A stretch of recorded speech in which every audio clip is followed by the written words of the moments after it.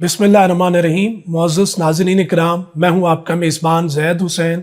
आज इक़बाल अकादमी पाकिस्तान ने इस खुसूसी प्रोग्राम का एहतमाम किया है। हमारे आज के इस प्रोग्राम का मौजू कश्मीर का तारीख़ी पस मंज़र और आज के मौजूदा हालात हैं। इस मौजू पर गुफ्तगू करने के लिए हमारे दरमियान खूबसूरत स्कॉलर्स मौजूद हैं जिनसे हम बात करेंगे इस मौजू के हवाले से।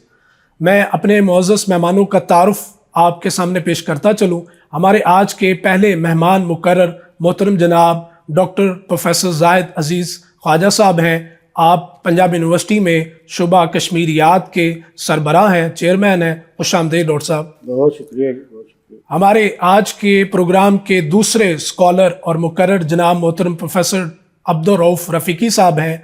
आप इक़बाल अकादमी पाकिस्तान के नाज़िम हैं। सर खुशामदीद आपको। शुक्रिया।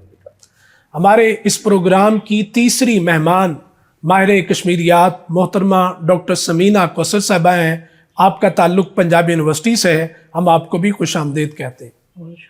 मुअज़्ज़ज़ नाज़रीन इकराम, कश्मीर के साथ हमारा एक गहरा और मजबूत ताल्लुक़ है।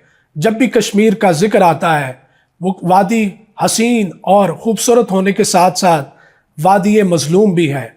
और जब भी कश्मीर का जिक्र आता है तो हमारे दिलों में सोज और दर्द का एहसास महसूस होता है और हमारी आंखों में एक नमी सी महसूस होती है। इकबाल ने फरमाया था, आज वो कश्मीर है महकूम व मजबूर व फ़कीर, कल जिसे अहले नज़र कहते थे ऐलान सगीर।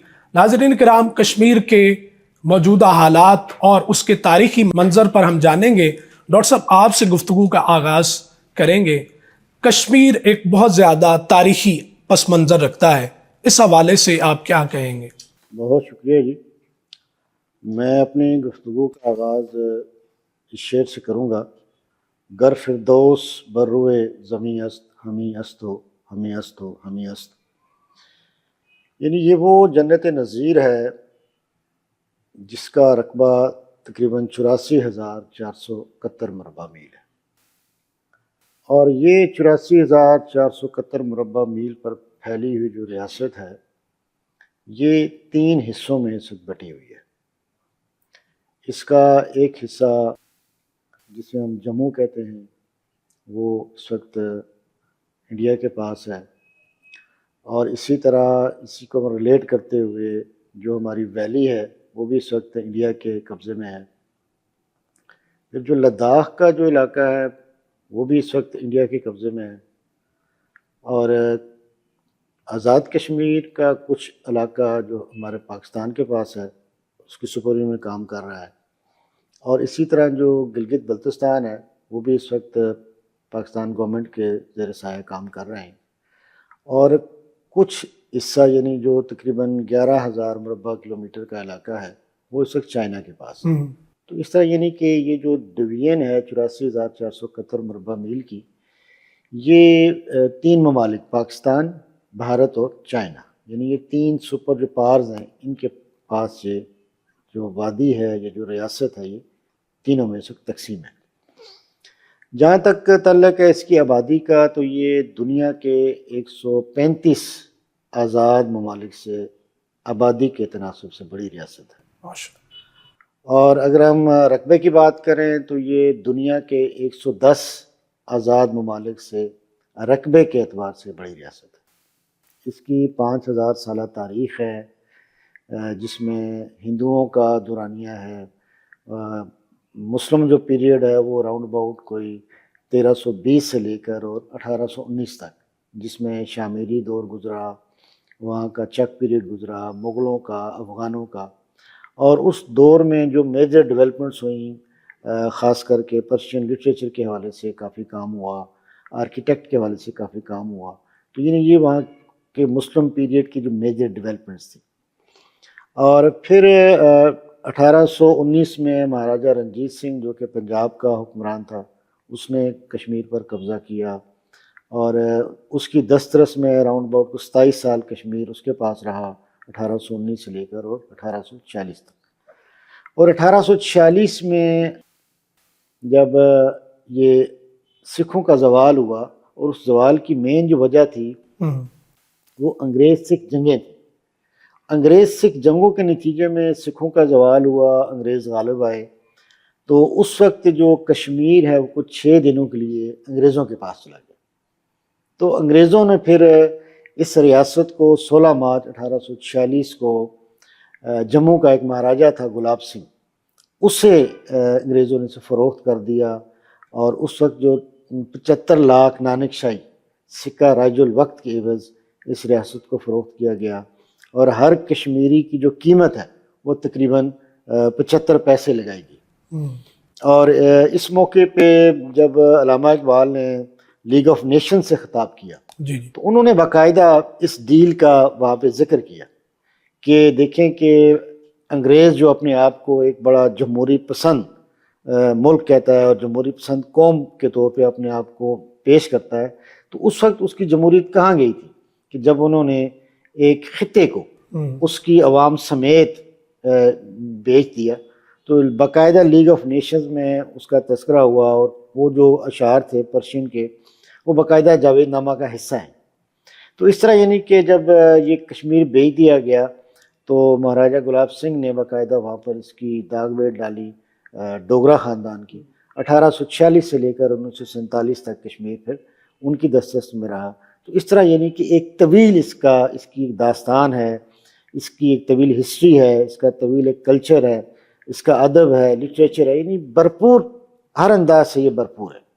جی بہت شکریہ ڈاکٹر صاحب۔ ڈاکٹر عبدالرؤف رفیقی صاحب، یہ جنت نظیر وادی کشمیر، اقبال نے اسے ایران صغیر کہا ہے، اس حوالے سے آپ کیا فرمائیں گے؟ شکریہ۔ بات ایران صغیر کی جو حضرت علامہ نے تشبیہ دی ہے کشمیر کو، دیکھیں دنیا کی قدیم تہذیبوں میں یونان، روما اور اس کے ٹکر کی ایک تہذیب جو تھی وہ فارس کی تہذیب تھی جو موجودہ ایران۔ تو اس تہذیبی تناظر کو دیکھتے ہوئے حضرت علامہ نے کشمیر کے تہذیبی تناظر کو اس خطے میں، جیسے ڈاکٹر صاحب نے فرمایا، جو قدیم تہذیبی روایات ہے، کشمیر ان روایات سے مالا مال ہے، تو اس بنیاد پہ علامہ صاحب نے ان کو ایران سے تشبیہ دی ہے۔ نہ صرف خوبصورتی اور تہذیب کے حوالے سے بلکہ علمی رشد، ارتقاء اور علمی رجال کے حوالے سے، یعنی مانند ایران صغیر، ایران میں جو علمی لحاظ سے سابقہ ہے، کشمیر بعینی ہی اس خطے میں کمپیریٹیولی کشمیر کا لٹریسی ریٹ دیکھے، کشمیر کے زبان، کشمیری علماء کے تصانیف، شعراء کے کارہائے نمایاں، اور وہاں کے متصوفین، وہاں کے روحانین، وہاں کی جو درگاہیں ہیں، وہاں کا جو ایک روایتی سیٹ اپ ہے، جس کی بنیاد پہ حضرت علامہ نے اس کو ایران صغیر کہا تھا۔ تو لیکن جتنی فیاضی فطرت نے حسن اور رعنائی کے لحاظ سے کشمیر کے ساتھ برتا ہے، تو اتنی ہی بے اعتنائی کا ارتکاب جغرافیے سے سرزد ہوا ہے، جو اس وقت کشمیر میں جو حالات بپا ہے، اور گزشتہ کئی ڈیکیڈ سے جو اس وقت کشمیریوں کے ساتھ رویہ روا رکھا گیا ہے۔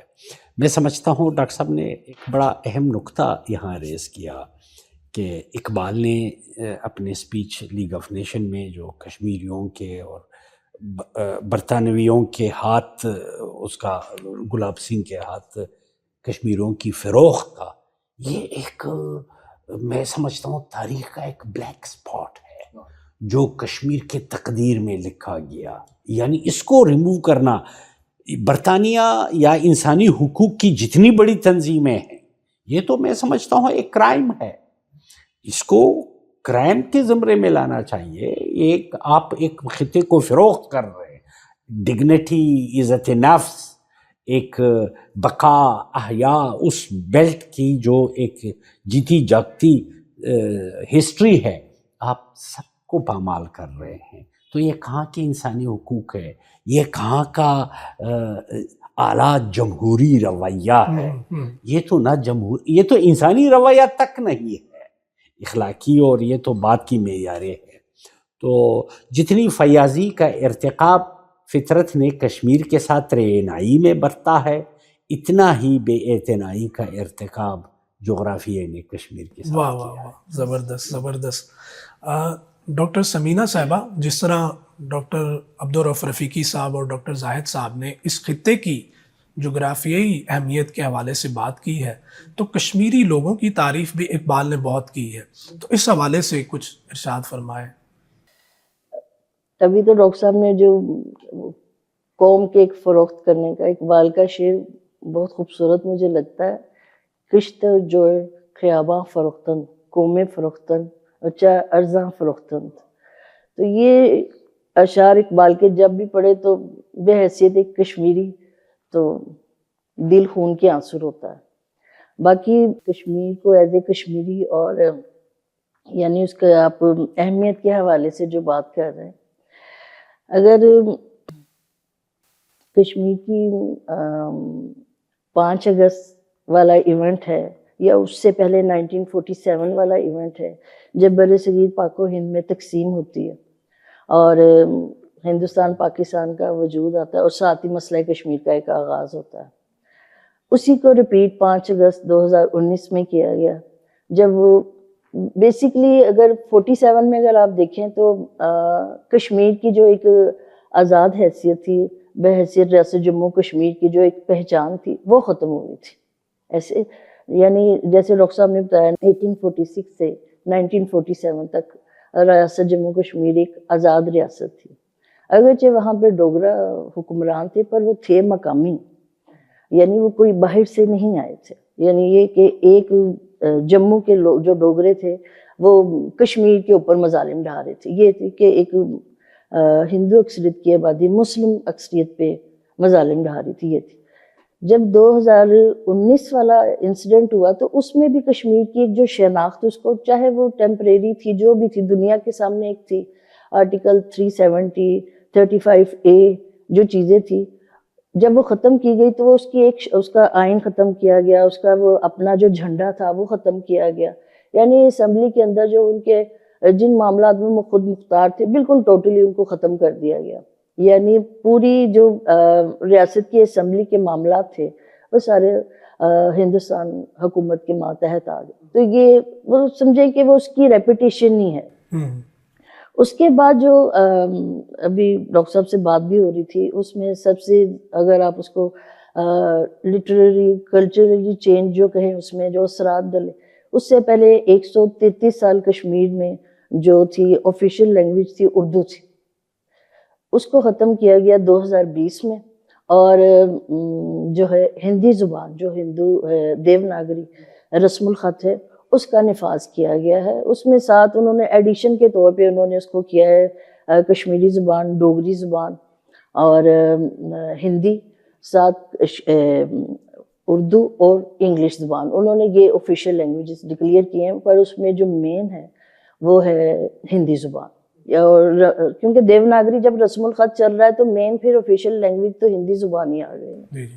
اور اس وقت جو جموں کشمیر کلچرل اکیڈمی ہے جو بہت زیادہ لٹریچر کے حوالے سے ان کا کام ہے، تو اس وقت جو ان کے جو سیکٹری ہیں یہ آئی تھنک روندر کور کچھ اس طرح کر کے ان کا نام ہے، وہ اس معاملات کو سارے دیکھ رہے ہیں۔ اب وہ ان کی کیونکہ تھوڑا سا ہے تو جو معاملات زیادہ تر ہولی آ گئے، یعنی ان انسیڈنٹ کو آپ دیکھیں کلچرلی چینج جب آتا ہے تو پھر اگر ایک قبضہ آیا ہے تو وہ قبضہ جغرافیکلی، سیاسی، لٹرلی اور کلچرلی ہر طرح کا آیا ہے، اور وہ ان چیزوں میں نظر بھی آتا ہے۔ تو جب آپ کشمیر میں اس طرح کے دیکھیں سیاسی تو نظر آ رہا ہے، پر جو علمی اداروں میں ہے، بچوں میں جو اردو کا ہے، اب دیکھیں اردو لینگویج ہے اس میں بچے پڑھ رہے ہیں، اب ایک دم سے رسم الخط دونوں، کیونکہ میرا جو ہے ڈپلومہ ہے ہندی زبان میں نے کیا ہوا ہے، بالکل اردو زبان کا رسم الخط اور دیوناگری کا بالکل بالکل ہے، آسمان اور زمین کا فرق۔ اب آپ یہ خود ہی دیکھیں کہ چیزیں کتنی اثر انداز ہوں گی ہر حوالے سے۔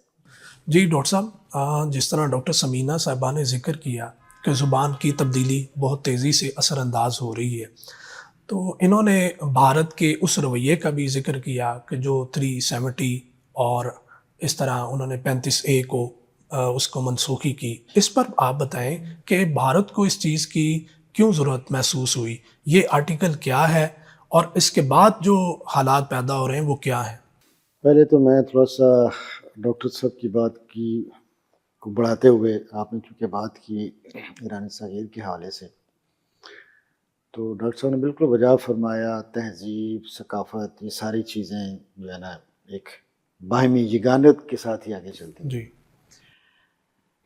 تو جب ہم کشمیر کی ثقافت اور کشمیر کی تہذیب کی بات کرتے ہیں نا جی، تو اور ایران صغیر خاص کر کے، تو اس وقت ہمارے ذہن میں جو سب سے پہلا نام آتا ہے نا وہ سید علی ہمدانی، المعروف شاہ ہمدان، کیونکہ کشمیر کے اندر یہ وہ واحد خطہ ہے، یہ واحد ریاست ہے جس کے اندر اسلام جو ہے نا وہ بغیر کسی جبر کے پھیلا ہے، زبردست۔ محبت کے ساتھ، امن کے ساتھ، آشتی کے ساتھ۔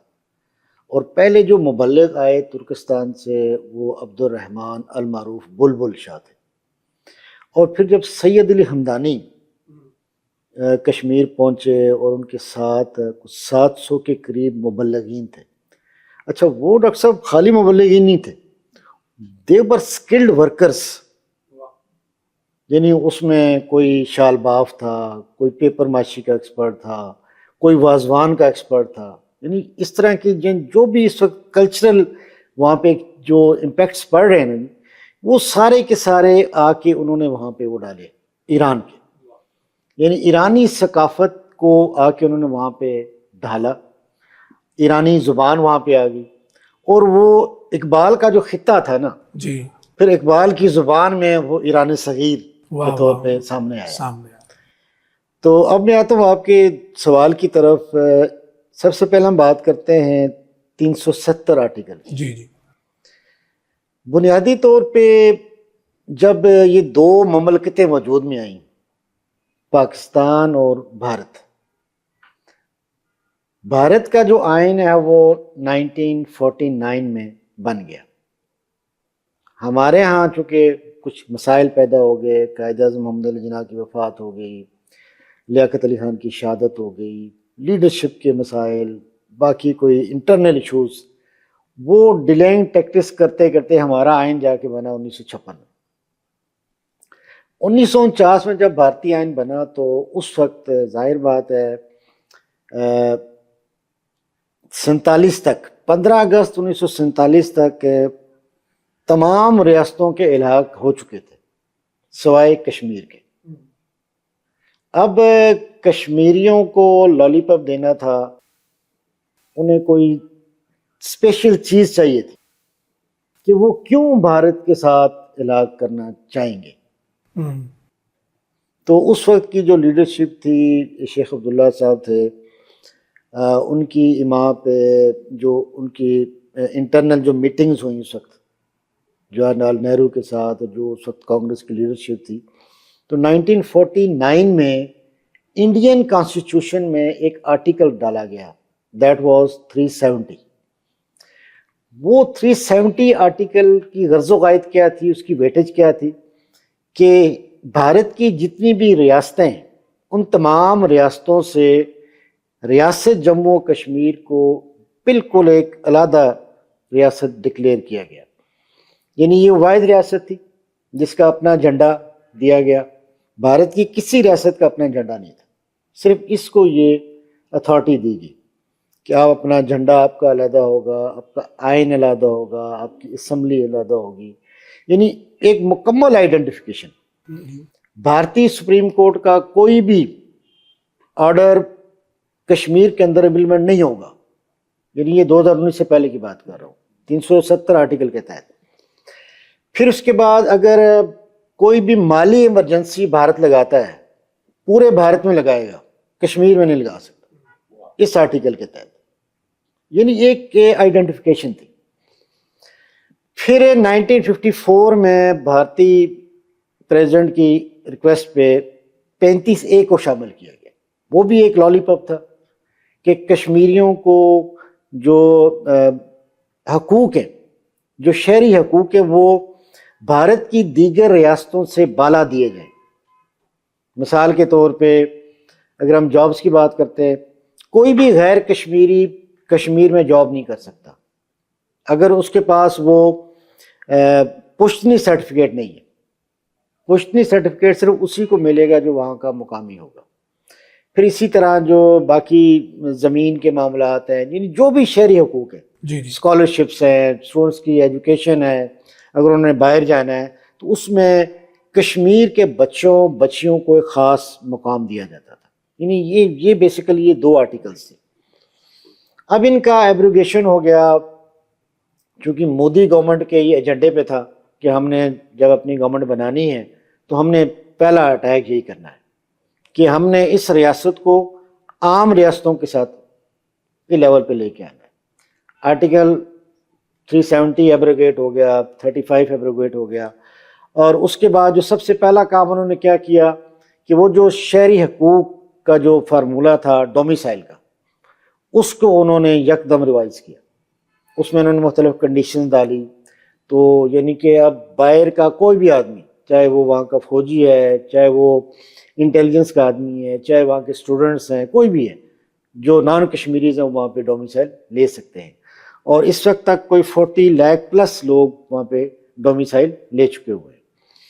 پھر اس کے بعد وہاں پہ انہوں نے جو باقی جو زمینی رد و بدل کی، باقی جو 46 لاکھ آپ نے بتایا کہ 40 لاکھ 40 یعنی 4 ملین لوگ یہاں کی شہریت لے چکے ہیں. ہیں. آیا کشمیریوں کو یہ، وہاں کے کشمیریوں کو یہ حق ہے کہ یہی دیگر انڈیا کے دیگر صوبوں میں ان کو اس صوبے کی شہریت دی جائے؟ دیکھیں نا، اب اس میں انہوں نے یہ جو قانون پاس کیا نا، اس میں انہوں نے جو وہاں کے مقامی کشمیری تھے نا، انہیں بھی کہا کہ آپ نے دوبارہ سے اپنے ڈومیسائل بنانے ہیں. اس کی بھی تجدید نو کرنی ہے. تجدید نو کرنی ہے. جو تجدید نو نہیں کرے گا، آپ کی ہزاروں سالہ ہسٹری جی کچھ اس کی اہمیت نہیں. جو تجدید نو نہیں کرے گا وہ ڈکلیئر نہیں ہوگا کہ وہ وہاں کا باشندہ ہے. ٹھیک ہے نا. دوبارہ ریوائز کیا. اب جو آپ والا کوشچن ہے نا، اس میں یعنی کہ اب جو وہاں کا جو کشمیری ہے، ظاہر بات ہے وہ تو اب کشمیر والا معاملہ ختم ہو گیا ہے نا. اب وہ کسی بھی جگہ پہ جا کے اپنا ڈومیسائل بنا سکتا ہے. جیسے مثال کے طور پہ میں آزاد کشمیر کا ہوں، اگر میں 10 سال میری یہاں کی سروس ریگولر سروس ہے تو میں ایلیجیبل ہوں پنجاب کا ڈومیسائل بنانے کے لیے. تو یہی سیم فارمولہ وہاں بھی امپلیمنٹ ہوگا. پھر اسی طرح جو ڈیموگرافک چینجز آ گئی، لینگویج کے جو خاص کر کے جیسے ڈاکٹر صاحب نے ذکر کیا کہ اردو جو وہاں کی سرکاری زبان تھی، قومی زبان تھی، وہ اس کا ایک خاص پس منظر تھا. وہ پس منظر کیا تھا کہ ظاہر بات ہے وہ میجورٹی وہاں مسلمانوں کی ہے. تو الٹیمیٹلی ایک جو رب کی طرف سے جو نیچرلی جو چیزیں ریلیٹ ہو رہی ہیں ود پاکستان، جی جی ایک وہ اس کا خاص پہلو تھا. اور وہ جو انتہا پسند ہندو جماعتیں ہیں، ان کے ذہن میں یہ مین آبجیکٹو تھا جی کہ ہم نے ہر حال میں اردو کو یہاں سے ختم کرانا ہے، تاکہ یہ جو ان کے دماغ میں جو کیڑا چلتا ہے نا پاکستان کا، اس کو یہاں سے نکالا جائے. وہ انہوں نے دوبارہ سے اس کو اب ہندی پہ وہ لے آئے ہیں. اسی طرح جو وہاں کی کلچر کی ہم بات کریں، اب جو کشمیری جو واضوان ہے، اب ظاہر بات ہے یہ ساری کی ساری چیزیں ہمیں ایران سے ملی ہیں. اب کشمیری جو واضوان ہے اس کی جو تیاری میں شیپ، تازہ شیپ کو کاٹا جاتا ہے، جی جی اور ایون کہ اس کی جو انتڑیاں ہیں یا باقی جو چیزیں ہیں نا، ان کو بھی یوٹیلائز کیا جاتا ہے. یعنی کوئی حصہ اس کا ضائع نہیں کیا جاتا. 75 راؤنڈ روڈ کی بات ہے کہ کسی ہندو نے وہاں پہ ایک اپلیکیشن دی کشمیر کے ہائی کورٹ میں کہ جو واضوان کی جو ڈشز ہیں جو 30 پلس ہوتی ہیں، ان کو صرف 5 تک محدود کیا جائے. ڈاکٹر صاحب اگر آپ اپنے ناظرین کو جسٹ واضوان کی وضاحت کیجئے، واضوان اصطلاح کیا ہے؟ جی میں اسی کی طرف آ رہا ہوں. تھوڑا سا یہ پہلے ذرا بریف کر دوں نا. تو وہ بیسیکلی یہ واضوان ہے، یہ ایک کشمیری ڈش ہے جو ایران کے توسط سے ہمیں ملی ہے. اور یہ ساری کی ساری ڈش بنائی جاتی ہے شیپ کے گوشت سے. اس میں ڈاکٹر صاحب کوئی راؤنڈ اباؤٹ 36 ڈشز ہوتی ہیں، اچھا جس میں گوشتابہ ہے، رستہ ہے، اور باقی اب گوشت ہے، اور باقی یعنی سارے کے سارے پروڈکٹس جو ہے نا وہ ہوتے ہیں گوشت کے.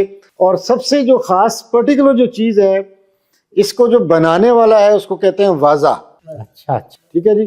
اور یہ پیش کیسے کی جاتی ہے؟ یہ ایک جو تانبے کی جو ترامی ہے جسے ہم تھالی ٹائپ کہتے ہیں، اس تھالی میں یہ نیچے چاول اور باقی سارے گوشت کے آئٹم اس پر ڈالے جاتے ہیں، اور 4 لوگوں کا ایک وہ بنایا جاتا ہے کٹ، 4 لوگ اس کو کھاتے ہیں. واہ زبردست. اب میں آتا ہوں اپنی اس بات کی طرف کہ وہ جب ہائی کورٹ میں وہ جب اپلیکیشن گئی تو وہ جو جج صاحب تھے وہ کشمیری تھے. جی جی. انہوں نے وہ جو درخواست گزار تھا اس کو کہا یار کہ آپ مجھے یہ بریف کریں کہ جس آدمی نے بھیڑ اپنی کاٹی ہے، اگر وہ 5 حصوں کا گوشت بنائے گا تو باقی وہ گوشت کدھر چھوڑے گا؟ لازمی ہے کہ پوری بھیڑ کے گوشت کو ہم نے وازوان میں استعمال کرنا ہے. ایون کہ اس کی جو انتڑیاں ہیں یا انٹرنل جو چیزیں ہیں ان کو بھی ہم نے میش کر کے اس کا جو قیمہ یا جو چٹنی ہے اس کی بنائی جاتی ہے. تو یہ آپ کیسے یہ کہہ سکتے ہیں؟ اور اس آدمی کی جو درخواست ہے اس کو انہوں نے مسترد کیا. اور پھر جو ڈاکٹر صاحب جی اس میں جو جواہر لال نہرو جو تھا، پلس جو جتنی آپ کی یہ لیڈرشپ کانگریس کی رہی ہے، ان کے لیے اسپیشل وازوان یہاں سے تیار ہو کے دہلی میں جاتے تھے. اب وہ یہ کہ اس سے جو کلچرل ایونٹ ہے یا جو کلچرل ایک ہمارا یہ سائن ہے، اس کو بھی ختم کرنے کی کوشش کی جا رہی ہے. اب اس میں جو وہاں کی جو ہندو انتہا پسند تنظیمیں ہیں وہ کیا کر رہی ہیں؟ وہ کہہ رہی ہیں جی کشمیر کے اندر ایسا وازوان انٹروڈیوس کرایا جائے جو خالصتاً سبزیوں کا ہو. عجب، وہ تو وازوان رہا ہی نہیں. یعنی کہ کلچر کو ختم کرنے کی کوشش کی جا رہی ہے، زبان کو ختم کرنے کی کوشش کی جا رہی ہے، وہاں کی ڈیموگرافک چینجز کی جا رہی ہیں، تو اس کے یعنی بڑے برے اثرات مرتب ہو رہے ہیں. اور دوسرا ڈاکٹر صاحب، واضح جو ہے کشمیری زبان میں باورچی کو کہتے ہیں. وہ جو اس کی ہوتی نا انتڑیاں اور اوجڑی، اس کو کہتے ہیں یہ میتھ ماس. سٹارٹ وازوان کی تھالی کا اس سے ہوتا ہے. اور ایران میں اس کو دیزی کہتے دیزی کہتے ہیں. ابھی دیکھیں فارسی اور کشمیری ساتھ چلے گی. اور جو پسلیاں ہیں اس کو کہتے ہیں، اس کی ڈش کو کہتے ہیں طبق ماس. اس کو ایران میں کیا کہتے ہیں؟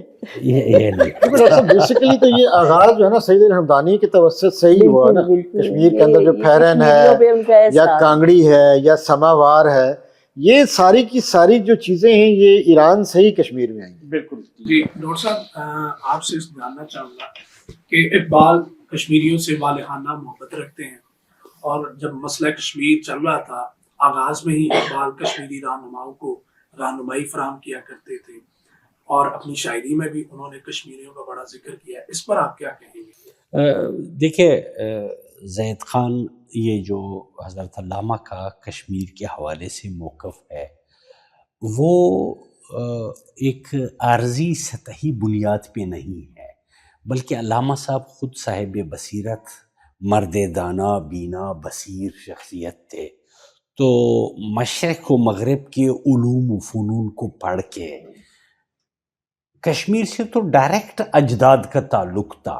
حضرت علامہ تو ان کو اپنی کشمیری ہونے پہ بھی فخر تھا. تو یہ ایک سابقہ ہے.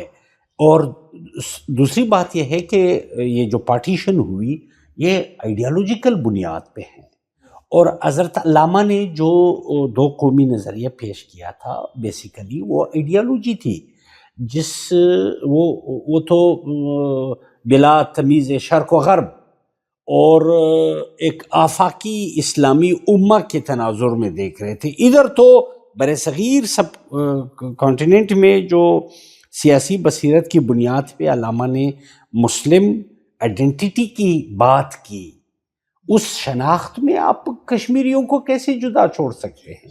ابھی ڈاکٹر صاحب نے جس دلخراش نقطے کی طرف وضاحت کیا کہ کشمیریوں سے ان کا ثقافت چھینا جا رہا ہے، ان کی زبان ان کی منہ سے نکالنے کی چھیننے کی کوشش کی گئی، یہ الارمنگ سچویشن ہے. دیکھیں جی، جب کالونیل سسٹم کے دوران وہ جو چند ہزار گورے آئے تھے اور اتنے کروڑوں پاپولیشن پہ آبادی کر رہے تھے یا اتنے بڑے جغرافیکل ایریا پہ، وہ تو ڈیوائڈ اینڈ رول کا ایک فلسفہ تھا ان کا. لیکن انہوں نے کیا کیا، یہاں کے لوگوں کی یگانگت کو توڑنے کے لیے یہاں سے فارسی کو رخصت کیا، فارسی کے جانے سے صرف ایک زبان نہیں گئی بلکہ ہماری شناخت گئی، ہمارے اکابر، ہمارے افکار، ہم بے دل کے افکار سے علمی محروم ورثے ہوئے، سے محروم ہم ہوئے، غالب سے محروم ہوئے، ہم نظامی گنجوی سے محروم ہوئے، ہم عطار و خیام و مثنوی سے فارغ محروم ہوئے۔ اب یہ جو اردو کشمیر سے اردو کو ختم کرنا، بظاہر تو وہ یہ سمجھ رہے ہیں، یہ تو میرے خیال میں ان کی فیصلہ سازوں کی خام خیالی ہے کہ آپ پاکستان سے ان کو الگ کریں گے، بلکہ میں سمجھتا ہوں ہمارا تو جو آئیڈیالوجیکل رشتہ ہے وہ ہمارے لیے تقدس کا حامل ہے۔ ہمارے دل ایک دوسرے کے ساتھ دھڑکتے ہیں، ہم تو ایک تکبیر کے متوالی ہے، ہم ایک قرآن اور ایک پیغمبر کے ماننے والے اور اس پہ ایمان لانے والے ہیں۔ تو یہ البتہ یہ جو حضرت علامہ کی شاعری میں کشمیر کا تذکرہ ہے، جو بلکہ آپ کے پہلے سوال کے تناظر میں ایران صغیر، ڈاکٹر صاحب نے وہ شاہ ہمدان کے حوالے سے جو تذکرہ فرمایا، بات یہ ہے اقبال اکیڈمی آف پاکستان نے اس ایران صغیر یعنی کشمیر کے فارسی رجال جنہوں نے فارسی شاعری کی ہے اس کا ایک مغتنم تذکرہ اقبال اکیڈمی آف پاکستان نے شائع کیا ہے، جو 4 جلدوں پہ مشتمل تذکرہ شعراء کشمیر، یعنی وہ کشمیری زبان کے شاعر تو الگ ہے، اردو کے الگ ہے، عربی کے الگ ہے، صرف جو فارسی میں شاعری سخن سازی کرتے تھے یا سخن گوئی جن شعراء نے کی، وہ 4 ایران صغیر یعنی کشمیر کے فارسی گوئی کا، فارسی گویان کشمیر تذکرہ فارسی گویان کشمیر 4 جلدوں میں اقبال اکیڈمی نے شائع کیا ہے۔ تو اس پہ کام کرنے کی ضرورت ہے۔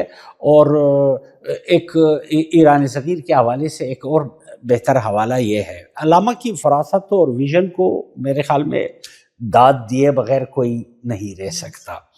جس طرح ایران کے قومی شاعر حکیم ابو القاسم فردوسی نے شاہنامہ فردوسی غزنوی دربار میں بیٹھ کے فردوسی کا شاہنامہ لکھا تھا، قدیم فارس کی ہسٹری اس میں منظوم کی تھی۔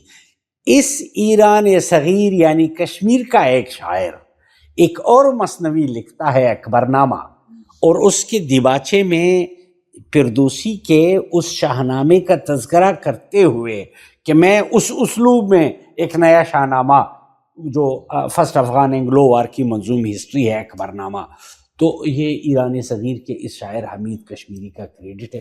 کئی ریزمبلنسز ہیں، بلکہ میں تو ڈاکٹر صاحب سے ایک ریکویسٹ کروں گا کہ حضرت علامہ کی اس تشبیہ پہ کسی بچے سے پی ایچ ڈی کرائے کہ کشمیر ایران صغیر تحقیقی و توضیحی مطالعہ، تو ایک بہترین موضوع ہے جو ایران اور کشمیر کے لٹریری اس پس منظر میں، تہذیبی پس منظر میں، لسانی پس منظر میں، رجال کے حوالے سے، سخن سازی کے حوالے سے مختلف قدر مشترک، تاکہ اقبال کا وہ تشبیہ پروو ہو سکے سندی تحقیق کے ذریعے۔ ڈاکٹر سمینہ صاحبہ، جس طرح آپ نے زبان کی تبدیلی کا ذکر کیا ہے، یہ 370 کی آرٹیکل کی منسوخی کے بعد، تو آپ بتائیے گا کہ ہم دیکھتے ہیں کہ کشمیر کے لوگوں نے اردو زبان ادب پہ بہت کام کیا ہے، حتیٰ کہ اقبالیاتی ادب پہ ان کا بڑا گراں قدر خدمات موجود ہیں، تو اس کے بعد اب تبدیلی کے بعد اب کیا حالات ہیں وہاں؟ جو اردو کے حوالے سے کشمیر میں تو بہت زیادہ کام ہے۔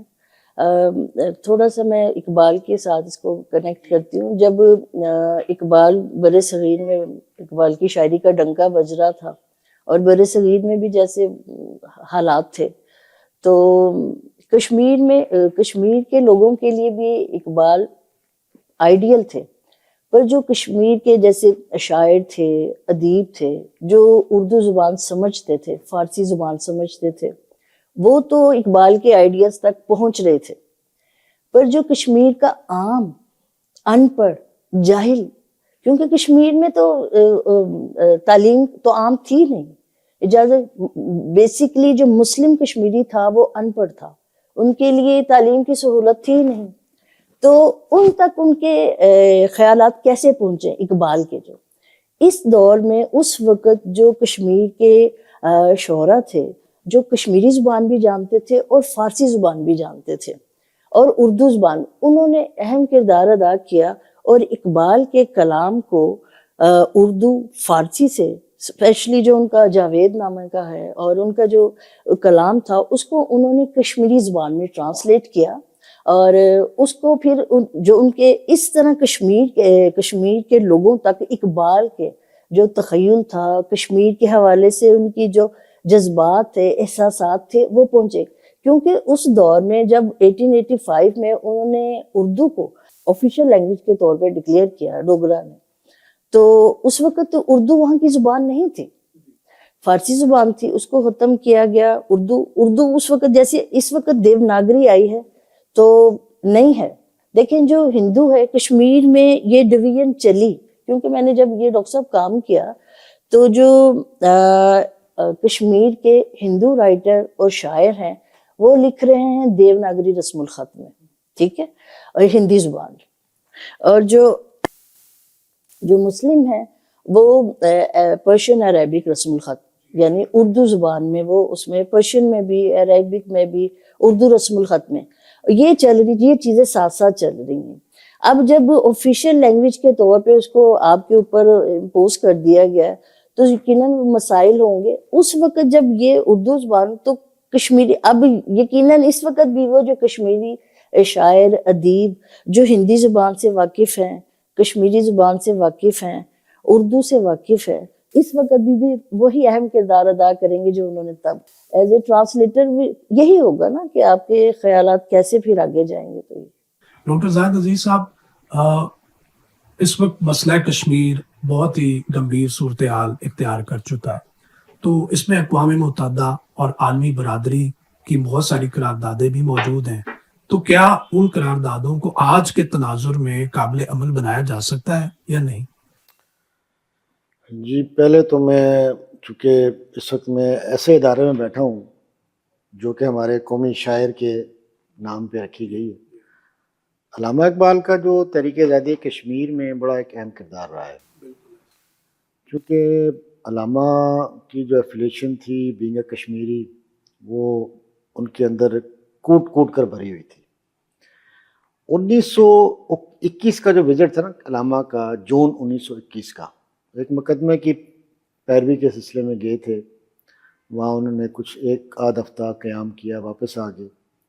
تو جب یہ دوسری مرتبہ گئے اگست 1921 میں, تو پھر انہوں نے وہاں پہ کوئی زیادہ لمبا قیام کیا, اور انہوں نے جو اپنا جو خطہ تھا اس کے جو ایلیمنٹس تھے, جو نیچرل ایلیمنٹس تھے, اس کے ندی نالے ہیں, دریا ہیں, پہاڑ ہیں, اس کے جو چراگاہیں ہیں, سبزہ زار ہیں, ان کو خود دیکھا, باغات کا وزٹ کیا. اور پھر اسی نیچرل ماحول میں بیٹھ کے اقبال نے جو 3 نظمیں لکھی, ساکی نامہ, اور ساکی نامہ کا جو شاہکار ہے اس میں بیسکلی وہ کشمیر کا پاسٹ سارا, اور اس میں باقاعدہ جو ایڈوائسز ہیں, ٹھیک ہے نا, پھر کشمیر کے عنوان سے ایک نظم, پھر غنی کشمیری کے عنوان سے. تو یعنی کہ یہ وہ 3 نظمیں تھی جو اس وقت انہوں نے کہیں. پھر اسی عرصے میں کشمیر کے اندر ایک وہاں پہ چونکہ ریشم اپنی کاشت ہوتی تھی وہاں پہ, اس سے آگے اس کو استعمال کرتے تھے, باقاعدہ وہاں پہ کارخانہ تھا ریشم خانے کا. تو وہاں پر جو اس ریشم خانے کے اندر جو مسلمان تھے وہ ایز اے لیبر کام کر رہے تھے, اور ان کا جو سپروائزر تھا وہ ہندو تھا. اب ایک تو وہ اجرت جو ایکچوئل ہوتی تھی اس کو ان کو دیتا نہیں تھا, اور پھر نماز کے دوران بھی انہیں تنگ کرتا تھا, نماز پڑھنے ہی نہیں دیتا تھا. تو اس کی وجہ سے انہوں نے بہت بڑا پروٹیسٹ کیا, اور اس شورش میں جو ہے نا کافی مسلمانوں کی شہادت بھی ہوئی. تو یہ معاملہ جب اقبال تک پہنچا تو اقبال نے اس وقت کے مہاراجا تھے ہری سنگھ, اس کے نوٹس میں یہ بات لائی کہ یار یہ آپ کیا کر رہے ہیں کہ جو مسلمانوں کے جو جائز رائٹ ہے وہ تو کم از کم آپ پورے کریں. پھر جو نقطہ آغاز بنا 13 جولائی 1931 کی جو تحریک تھی، جس میں 22 مسلمانوں نے اذان کی تکمیل میں اپنے چھاتی پہ گولیاں کھائیں، بہت زیادہ جانوں کا یعنی 22 مسلمان جو تھے نوجوان، اور کسی نے بھی، ڈاکٹر صاحب مزے کی بات یہ کہ پیٹھ پہ گولی نہیں کھائی، سب نے چھاتی پہ گولیاں کھائیں اور انہوں نے اذان مکمل کی. اور اس پہ جب ایک بونچال مچا، جو مہاراجہ اس وقت کا ہری سنگھ تھا، وہ اس چیز کو کوشش کر رہا تھا کہ چلیں معاملہ کس طرح دبایا جائے. علامہ اقبال اور جو باقی جو مسلم لیڈرز تھے، ان کے پریشر پہ باقاعدہ وہاں پہ ایک کمیشن بنایا گیا، گلانسی کمیشن، اس کو چیئر کیا ایک انگریز نے. یعنی اس طرح، یعنی کہ اقبال کی جو ایفیلیشن تھی ریگارڈنگ کشمیر، وہ ایک بڑی پازیٹیو رہی ہے. تو اس وقت انہوں نے جو ریاست بھوپال کے جو نواب تھے، ان کو بھی اپروچ کیا جی کہ آپ اس کو ہری سنگھ کو جو ہے نا موٹیویٹ کریں کہ آپ کشمیر کا جو علاقہ ہے وہ پاکستان کے ساتھ کریں. تو اس پہ بھی اس کے بڑے احتجاج تھے، یار یہ بندہ کیا کر رہا ہے. یعنی اقبال نے ہر حوالے سے کشمیریوں کو مکمل سپورٹ کیا ہے. اور جہاں تک ان کی شاعری کے حوالے سے ہم بات کرتے ہیں، ان جو ملا زادہ ذائقہ ملولابی کشمیری کا جو بیاض ہے، وہ جو 17 جو نظمیں، وہ پارٹیکولرلی کشمیریوں کو جگانے کے لیے کہ کشمیریوں بیدار ہو جاؤ اور اپنے مقصد پہ آپ لوگ آ جائیں. اب میں آتا ہوں اپنے دوسرے کوشچن کی طرف جو آپ نے بات کی مسئلہ کشمیر کے حوالے سے. اقوام متحدہ کا جو کردار ہے، سب سے پہلے تو یہ دیکھیں، یہ ایک عام ٹرینڈ چل رہا ہے جی کہ 2019 کا جو انسیڈنٹ ہے جو انڈین گورنمنٹ نے لیا، بعد میں اسے سپریم کورٹ میں چیلنج کیا گیا. سپریم کورٹ نے بھی بھارتی گورنمنٹ کے حق میں فیصلہ دیا جی کہ یہ جو 5 اگست 2019 کا جو اقدام تھا یہ بالکل صحیح ہے اور یہ بالکل درست ہے، یہ بھارتی سپریم کورٹ کا جو ڈیسیژن ہے. اب عام پبلک یہ سمجھ رہی ہے کہ شاید 5 اگست 2019 کے اقدام کے بعد شاید مسئلہ کشمیر ختم ہو گیا ہے، جبکہ مسئلہ کشمیر کے پہ اس کے کسی قسم کو کوئی اثرات مرتب نہیں ہوئے. چونکہ اقوام متحدہ کا جو ذیلی ادارہ ہے سلامتی کونسل، اس کی 18 قراردادیں اس وقت تک کشمیر کے مسئلے پہ آ چکی ہوئی ہیں، اور اس کی جو 1957 کی جو قرارداد نمبر 122 ہے، اس میں یہ بالکل کلیئر لکھا ہوا ہے کہ کشمیر کے علاقے کی کوئی بھی ایک اسمبلی کشمیریوں کے قسمت کا فیصلہ نہیں کر سکتی. جب تک یہ علاقہ یونائٹ نہیں ہوگا تب تک رائے شماری کا کوئی اصول یہاں پہ امپلیمنٹ نہیں ہوگا. تو اس لیے اقوام متحدہ کی جو 18 قراردادیں پلس جو ایک کمیشن بنایا گیا تھا UNCIP، united nations commission for India and Pakistan, اس کی جو 2 قراردادیں ہیں. پہلی جو قرارداد ہے 13 اگست 1948 کی، جس کے تحت جنگ بندی ہوئی 1948 میں، اور دونوں فوجیں پاکستان کی اپنی باؤنڈری پہ اور انڈیا کی اپنی باؤنڈری پہ. اور اس کے بعد جو دوسری قرارداد تھی 5 جنوری 1949 کی، اس پہ دونوں ممالک متفق ہیں، پاکستان بھی بھارت بھی، کہ کشمیریوں کو ہم نے ان کا حق دینا ہے، لیکن کس طرح دینا ہے؟ رائے شماری کے ذریعے دینا ہے. تو اس لیے یہ دونوں ممالک باؤنڈ ہیں، پاکستان بھی بھارت بھی، کہ کشمیریوں کو ان کا جائز حق ہر حال میں ملنا چاہیے. اور اس میں جو پاکستانی گورنمنٹ ہے وہ ہر فورم پہ اس چیز کو ہائی لائٹ کرتی ہے. ہر سال پاکستان کے اندر، پوری دنیا کے اندر 5 جنوری 1949 کی اس قرارداد کے حوالے سے باقاعدہ ایک مہم چلائی جاتی ہے کہ ہم ابھی تک اس اسٹینڈ پہ کھڑے ہیں، لیکن بھارت ابھی تک اس پہ نہیں آ رہا. تو یہ نہیں کہ یہ بائنڈنگ ہے، اور جو کشمیری ہیں وہ بھی اس بات پہ متفق ہے کہ اس کا مسئلہ، صرف اس مسئلے کا جو حل ہے وہ صرف اور صرف اقوام متحدہ کی زیر سرپرستی صرف اور صرف رائے شماری ہے. لیکن ظاہر بات ہے اب یہ جو جس طرح کا انہوں نے اسٹیپ اٹھایا ہے کہ وہ ڈیموگرافک چینجز کے ذریعے وہاں کی جو اکثریتی آبادی ہے مسلمانوں کی، اس کو وہ اقلیت میں بدلنے کی کوشش کر رہے ہیں کہ میں بھی کوئی ایسا سٹیج آئے تو ہم اس کو کلیم کریں. لیکن انشاءاللہ کشمیریوں کے حوصلے پست نہیں ہیں، بلند ہیں. وہ اپنے مربی اور اپنے موسن ملک پاکستان کے ساتھ ہر لمحہ ان کے ساتھ کھڑے ہیں اور ان کی سپورٹ کے ساتھ اپنا وہ کام کر رہے ہیں. ڈاکٹر رفیقی صاحب، जिस तरह डॉक्टर जाहिद अजीज़ साहब ने गुफ्तगू की कि कश्मीरी तो हमारे साथ हम वक्त खड़े हैं, क्या पाकिस्तानी भी बतौर एक कौम कश्मीरी हुर्रियत के लिए काम कर रहे हैं, आज़ादी के लिए? बिल्कुल कर रहे हैं जी, मुख्तलिफ़ फोरम पे, डिप्लोमेटिकली, नेशनल लेवल पे और इंटरनेशनल लेवल पे, यूनाइटेड नेशन के फोरम पे और जनरल असम्बली के मुख्तलिफ़ सेशंस में पाकिस्तान के रिप्रेजेंटेटिव कहीं भी जाते हैं तो वो कश्मीरी मुद्दा लेके सर फहरिस्त पाकिस्तान की तरजीहात में कश्मीर का इशू है। और यानी 21वीं सदी में जब लोग जमहूरियत का दावा करते हैं और इंसानी हुकूक का दावा करते हैं, ये रोज़ रोशन की तरह हकीकत अय्यां है कि वहाँ से कश्मीर में दिगर इंडिया के दिगर रीजन से लोग आके बसाना, ये तो फितरी तकाज़ों के मुतसादिम है। तो मैं समझता हूँ to be very realistic, geographically हमारा एक दूसरे के साथ ताल्लुक़ तो है ही है, लेकिन हमारा जो मुस्तहकम ईमान का रिश्ता है, एक रिलीजियस नज़रियाती हमारा जो नाकाबिल तस्खीर रिश्ता है, इसको कश्मीरी कभी इग्नोर नहीं करेंगे और ना ही पाकिस्तान इसे चशमपोशी कर रहा है। इसी बुनियाद पे तो पाकिस्तान कायम हुआ है। दूसरी बात यह है कि वहाँ चाहे जितने लोग बसाए और फिर ऐलान करे, जैसे डॉक्टर साहब ने इशारा फरमाया कि कश्मीरियों को अक़लियत में तब्दील करने का, ये इनकी खाम ख्याली होगी।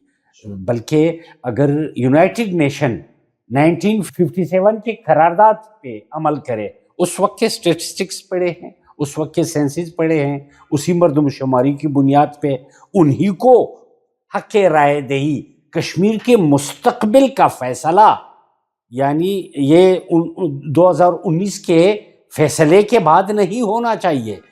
कश्मीर के तकदीर का फ़ैसला उससे पहले जो यूनाइटेड नेशन के करारदादे हैं उसको मद्देनज़र रखे।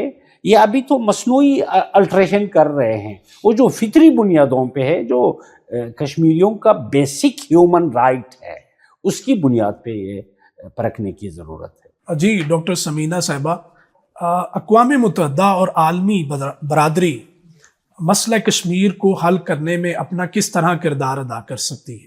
अभी जैसे डॉक्टर साहब बात कर रहे थे कि मसला कश्मीर जब तक अक़वाम मुत्तहिदा की करारदादों में मौजूद है तो इंशाल्लाह उसका हल होगा। और ये नहीं कि अगर हिंदुस्तान चाहे तो ऐसे हो जाए वैसे हो जाए तो वो कर लेगा, नहीं। जब अक़वाम मुत्तहिदा इस पे कोई डिसीजन लेना चाहे तो वो उसका हल ज़रूर कर सकते हैं। तो हम लोग भी इस उम्मीद पे हैं कि अक़वाम मुत्तहिदा इस हल की तरफ आए और कश्मीरियों के लिए एक, जिसे कहते हैं कि ठंडी हवा का झोंका साबित हो। इस हवाले से एक शेर कहना चाहूँगी। मसला कश्मीर जिसको यूएनओ ने उलझाया है, मसला कश्मीर जिसको यूएनओ ने उलझाया है, हक़ खुद इरादियत का लगा के लारा कश्मीरियों को बहलाया है। वाह वाह वाह वाह, बहुत शुक्रिया डॉक्टर साहिबा, बहुत शुक्रिया। नाज़रीन किराम, आज हमने कश्मीर के तारीख़ी पस मंज़र और मौजूदा तनाज़ुर में जो हालात पैदा हो रहे हैं उस पर बात की है। मैं अपने तमाम मुअज़्ज़ज़ मेहमानों का शुक्रिया अदा करता हूँ। इसी के साथ ही मुझे दीजिए इजाज़त। अल्लाह निगहबान।